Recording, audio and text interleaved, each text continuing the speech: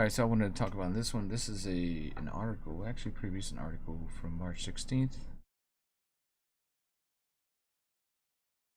So this is a Senator Wyden asked NSA Director nominee the right questions by David Ruiz, March 16, 2018. Lieutenant General Paul Nakasone, the new nominee for Director of NSA, faced questions Thursday from the Senate Select Committee on Intelligence about how he would lead the spy agency. One committee member, Senator Ron Wyden, Democrat from Oregon, asked the nominee if he and his agency could avoid the mistakes of the past. What kind of mistakes would that be?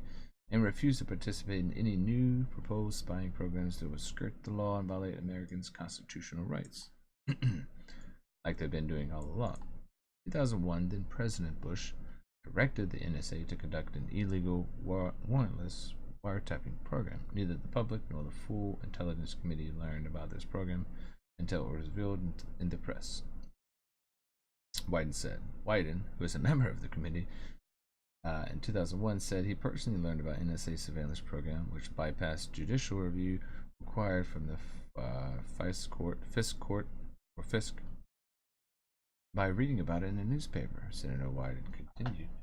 If there was a form of surveillance that currently required approval by the FISC, and you were asked to avoid this court based on some kind of secret illegal analysis, what would you do?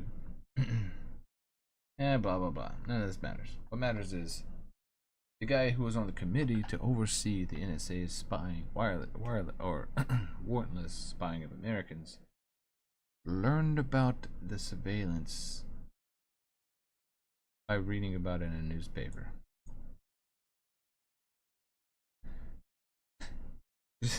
Just let that sink in. The congressman on the committee for oversight of the NSA learned about the illegal warrantless searching of Americans from a newspaper. Yeah, just let it sink in for a bit. That means the media knows more about what's going on than the Congress people who have oversight. Truly, I mean truly amazing. That means the people that approve this stuff, these 702s and the NSA surveillance, all these things, they have no idea what they're doing. No idea. I'm not saying all of them are clueless, just a vast majority. And that's all it takes, because the majority rules, right? This is a quick little rundown of all this crap. I'll link it in the thing. I'm not going to talk about it. It's just, yeah. So this here is the dangers of HR 4124, the U.S. Rights Act. Basically, this is a limiter on the NSA surveillance. So the USA Rights Act is an attempt to impose unnecessarily. I love their terminology. Whoever writes this stuff is brilliant. I'm telling you, they're brilliant. They're just like they the people that write for NSA and the government. They're like the most innocent people in the world. They're like, oh, we're so innocent. We would never, ever misuse our power, ever. You know, we have so much oversight. We have the trust. We have integrity. We're just good people. You know, have you read our mission and values? Have you read these? You know, we would never, ever violate these ever. You know, you should trust us. We're good people. This is how they write. They write like they're the best people in the world. They would never abuse their power, right? You know what I'm saying? Just give them unfettered, unquestionable, absolute power to surveil everyone, and just trust that they won't misuse it. Just trust them. Trust them. What could go wrong, right? All right. So, like I was saying, the USA Rights Act is an attempt to impose unnecessarily severe requirements on the government's use of Section 702 of the FISA, or Foreign Intelligence Surveillance Act, which is a key national security tool in the U.S. counterterrorism efforts. Interest. Due to a significant negative impact to U.S. national security, the bill is not supported by the Trump administration. Imagine that, or any of the relevant congressional committees. Yeah. Just imagine this power, absolute power, once given to the government, is almost impossible to take back. Think about that. It's almost impossible to wrestle the control back from the government once you've given it to them, right? The government is like a big, let's say it like a big blob, right? And you just keep adding to the blob. It's almost impossible to take away from the blob once it has that power. You remember the movie The Blob, right? Where the blob just assimilates everything into it, right? That's like the government. The government is the blob. And once you add to the blob, then you make it bigger and stronger, then it becomes like an unstoppable force. And that's basically what they want, right? They don't want you to take away from the blob. Just add to it. Add to the blob. Add to it. What could possibly go wrong, right? If enacted, the bill will erode U.S. national security and place Americans, I love how they say, and place Americans and U.S. troops at home and abroad in harm's way. Oh no, we can't put anyone in harm's way. What I would like to ask is how specifically they would put people in harm's way. Okay, so they would prevent the intelligence community from uncovering plots against the United States and saving potential hostages via limitations on the ability to conduct U.S. person queries and lawfully acquired Section 702 data. So let's break down what they're saying here. Basically, we would be preventing the intelligence community from collecting all this data, warrantless search of U.S. persons. And this would cause potential foreign terrorists to have an upper hand, right? So they're saying that they must be able to search not only foreign people, but also domestic people, right? So anyone in the U.S., any American citizen, and any person in the world is basically being collected under the Section 702 data, right? All the data, all the online data, all of it. So it's saying by limiting them, you have more freedoms and more privacy, right? That's what they're saying here. It's like we don't want you to have privacy. We don't want you to have any freedoms. We just want to have everything. Have all your information. Just in case you step out of line, we got everything. We got it. So, it unnecessarily stopping NSA from understanding foreign threat networks by permanently ending NSA's abouts collection. Yeah. Basically saying that they don't want to give up their power that they've already collected. And the abouts basically gives them unlimited access to everyone. Because if you talk about the terrorists, you become a target of the NSA. Providing U.S. adversaries inferred knowledge of Section 702 targeting decisions by mandating the public description of any classified Section 702 data or data certifications. Basically saying the NSA would have to disclose who they're searching and what they're searching. Which you can already assume they search everyone and everything. So significantly limiting the government's ability to obtain Section 702 information on foreign terrorists by unnecessarily restricting when the government may ask for technical assistance from electronic communication service providers. I mean, I laugh about this. Mandating a flat prohibition on the use of Section 702 information and persecuting dangerous criminals, including murderers and child abusers. That's right, they're saying everyone is a potential murderer and a child abuser. That's why they have to monitor everyone. Everyone is a potential murderer or child abuser. That's why they have to monitor everyone, just in case.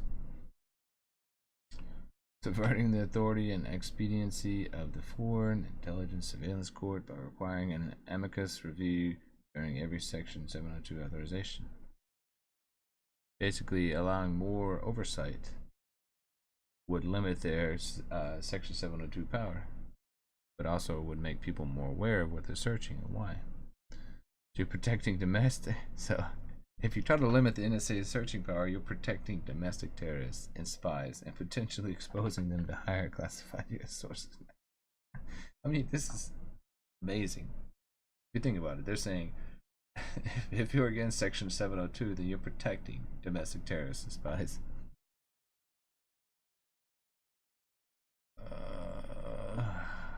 I don't know who writes this stuff, man. This is good though. This is comical.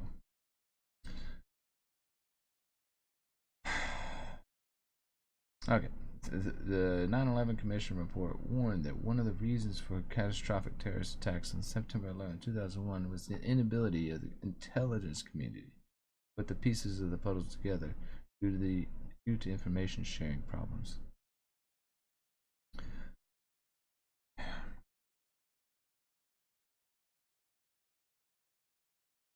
So they're basically blaming us for their mistake. If you think about it, they're saying, you know, if we had given them all this power before, then they could have put it all together and prevented it, right? So in order to prevent another 9/11, we should just let them do whatever they want, collect all the data, and, you know, just trust them. Just trust NSA. Just trust the Section 702. Just trust them. Just trust the NSA. No problem. Just trust them. They have all the information.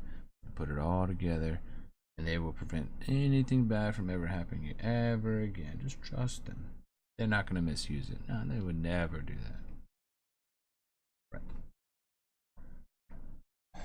The reason the intelligence community didn't put it all together is because they refused to disclose to each other. The FBI, the CIA, and the NSA refused to work together to prevent terrorist attacks, right? Especially the FBI. We will talk about that later, though. That's an entirely separate video. Oh,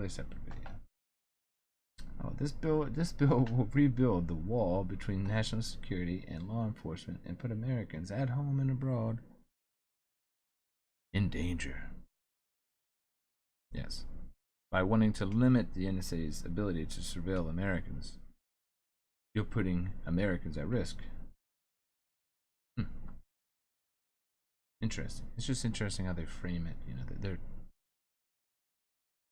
their terminology is fascinating. I mean, I would love to meet the person that wrote this and just tell them they are an excellent writer. Alright, let's talk about the About section. NSA halts collection of Americans' emails about foreign targets. So the way they write this is amazing. Because you think they halted it, but they don't actually halt it. They just talk about halting it, right? So here we go. National Security Agency said Friday that it had halted one of the most disrupted or disputed practices of its warrantless surveillance program, ending a once secret form of wiretapping that dates to the Bush administration post 9/11 expansion of national security powers. Expending power, right? Expending power. They want to reduce their expended power. Nope. The agency is no longer collecting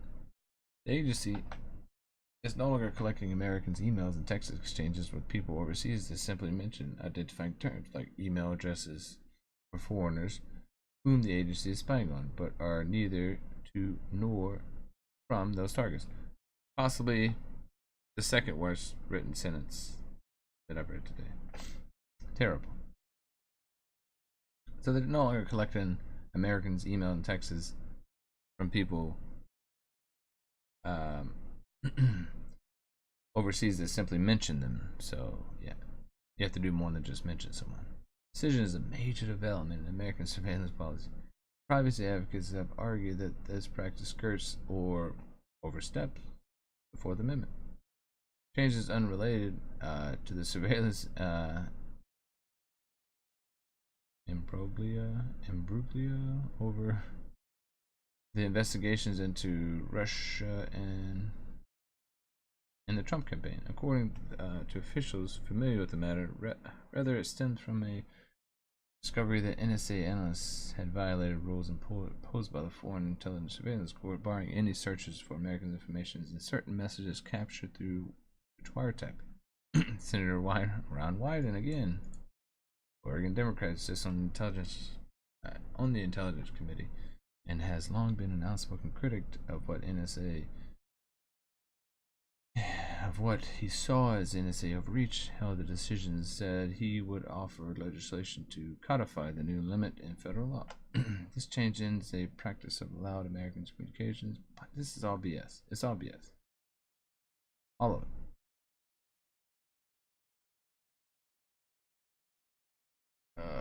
Blah, blah, blah, blah, blah. Anyway, here's what you have to do.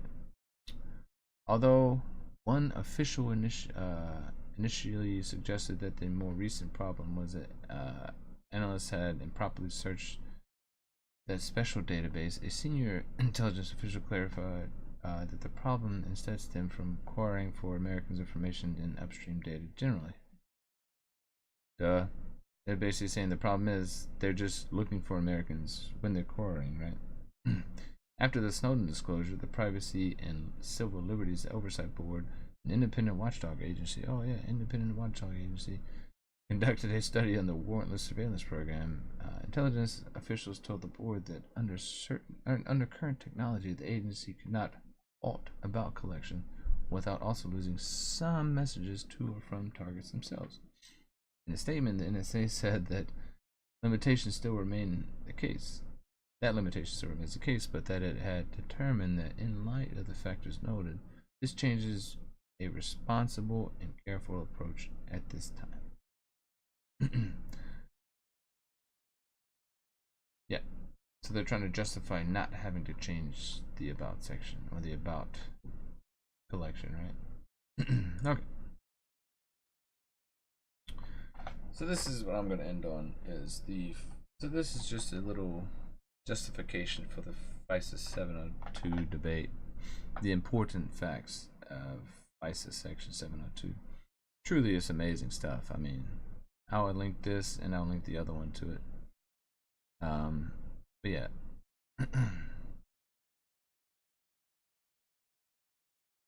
So the way they word it is they try to deflect away from what they're really doing, right? It's like they're omitting certain things, right? Like here, let's look at the first one. FISA section 702 is a critical authority that allows the government to obtain the communications of foreigners outside the United States, including foreign terrorist threats, including. So what they're omitting here is they also obtain the communications of Americans inside the United States, including domestic terrorist threats, or domestic threats, or anyone in the United States that might have committed a crime that they found happened to find online. For example, the government can use FISA Section 702 to obtain emails or phone calls of an ISIS member outside the United States who is plotting an attack. The government cannot use FISA Section 702 to target the emails or phone calls of any American, even if the American is a terrorist. Wrong. This is a blatant lie. Blatant. I mean, this is such a blatant lie.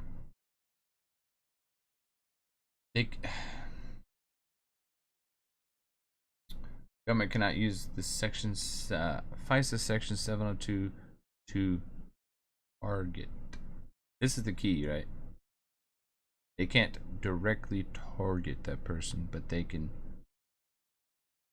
Once that person talks to or talks about one of their key words or about a terrorist, then they can target him, right? So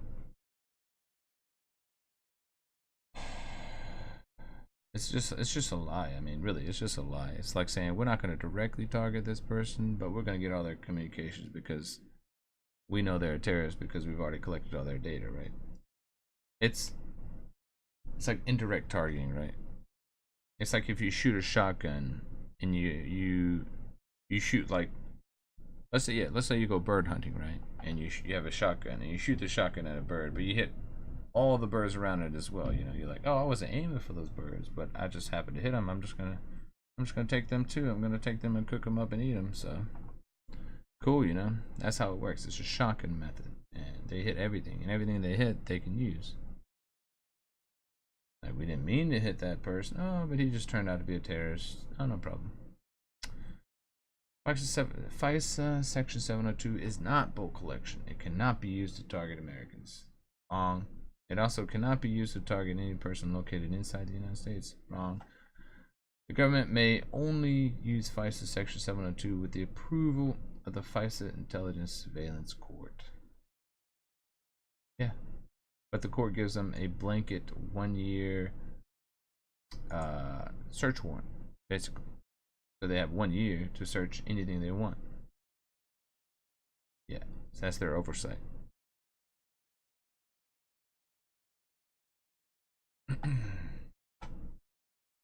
Like I said, target. Yeah, the way they word this, it's like they say a certain thing, but they mean something completely different. Right? Like they say, FISA 702 is not bulk collection. FISA 702 is, I think it's, I don't know. I think that's the blatant lie. You could say it's not bulk collection in that they can individualize it, or they can search individual terms. But what it really is it's mass collection of every single thing that happens online. So the way they search, I guess the way they search it could be considered not bulk, but it doesn't matter. They have everything. That's all that really matters. They have everything. Everything you've ever done online.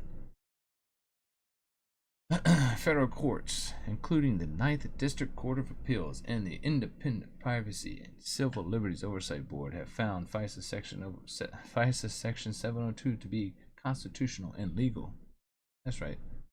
The Ninth Court of Appeals and the Independent Oversight Board have found it to be constitutional. Therefore, it must be constitutional and legal. These people could never be swayed or bought off or paid for, ever. Ever. No way. No one could ever be bought or paid for, or lobbied, or lied to, or threatened. Imagine that. I can imagine the NSA, CIA, or anyone ever, threatening someone ever. It just never happens, right? Or the FBI. I mean, FBI never threatens people. Never. They're always above board, right? They're always, right.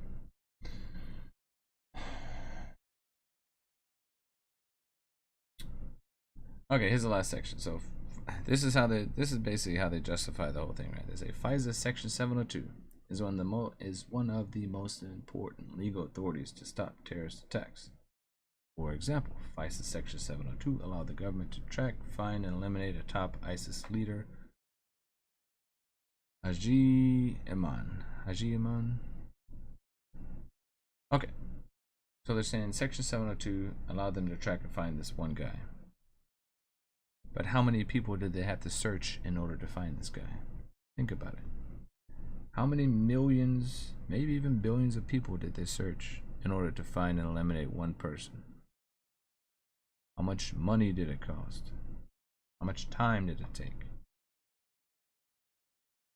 You can't justify a program by just saying we eliminated one guy.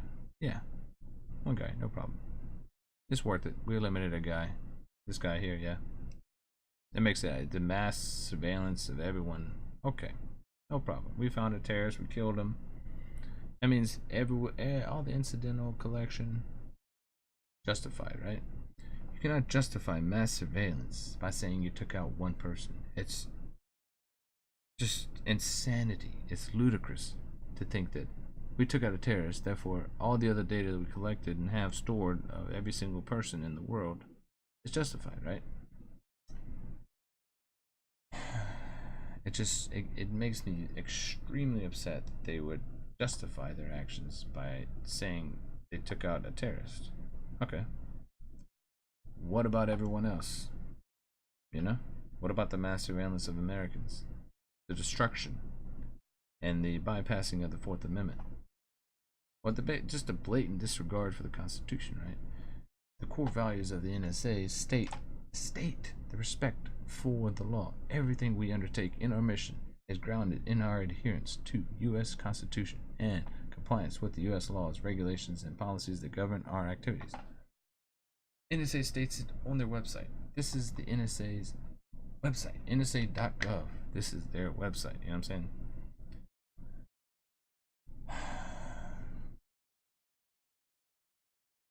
it just goes to show that without proper oversight, absolute power corrupts. It corrupts. They have been corrupted. If you think the NSA hasn't been corrupted, then you're not paying attention.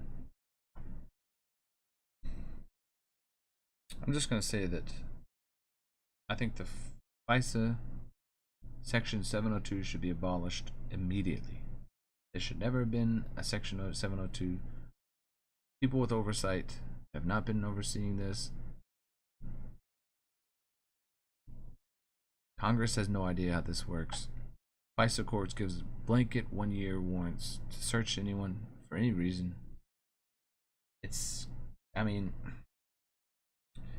if you give someone the ability to mass surveil people and you trust that they're not going to misuse it, then there will come a time when someone misuses it. There will come a time when someone misuses it, right? For nefarious reasons. If something can be misused, it will be misused. It's kind of like Murphy's Law, right?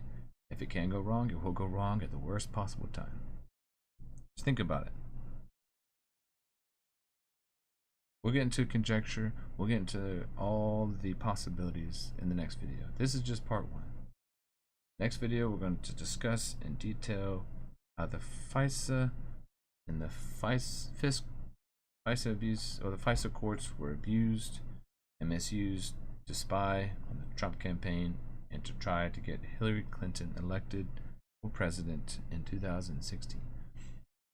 This is just the precursor, right? All of this is the precursor for Hillary getting elected. So we're going to talk about that later. And we're going to talk about maybe some of my crazy conspiracy theories. But this part, I just wanted to be fact-based. I wanted things to be just black and white. You know, this is how the FISA Section 702 works. This is how PRISM and Upstream work. This is how they collect data and share it. This is their method, right? This is this is NSA's method for collection of mass data. So this is just the breakdown of how NSA performs mass surveillance on not just foreigners but also American citizens. This is the bypassing of the 4th Amendment, and this should be stopped immediately. Thank you very much for viewing. I will be back later to discuss how the FISA courts were misused and abused to spy on the Trump campaign and to help try and get Hillary Clinton elected. Thank you very much and have a wonderful day.